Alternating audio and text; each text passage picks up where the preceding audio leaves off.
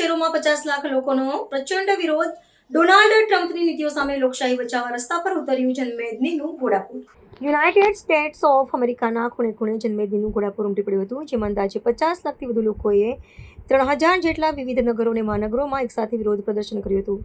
નો Kings day નામના અભિયાન હેઠળ ડોનાલ્ડ ટ્રમ્પના તાજેતરના નિર્ણયો અને તેમની કાર્યપદ્ધતિને લોકશાહી માટે જોખમી ગણાવી નાગરિકોએ પદયાત્રા અને સભાઓ યોજી હતી. આટલી વિશાળ સંખ્યામાં લોકોનું એકત્રીકરણ અમેરિકાના આધુનિક ઇતિહાસમાં વિરોધ પ્રદર્શનની એક દુર્લભ અને ઐતિહાસિક ઘટના માનવામાં આવે છે. આ આંદોલનમાં માત્ર સામાન્ય નાગરિકો જ નહીં, પરંતુ વિવિધ સામાજિક સંગઠનો, બૌદ્ધિકો અને માનવ અધિકાર કાર્યકરોએ પણ સક્રિયપણે જોડાઈને ટ્રમ્પના એકતું શાસન તરફના વલણની આકરી ટીકા કરી હતી. પ્રદર્શનકારીઓએ ભારપૂર્વક જણાવ્યું હતું કે રાષ્ટ્રનું સંચાલન બંધારણીય મર્યાદાઓમાં રહીને થવું જોઈએ અને કોઈ પણ વ્યક્તિ કાયદાથી ઉપર નથી.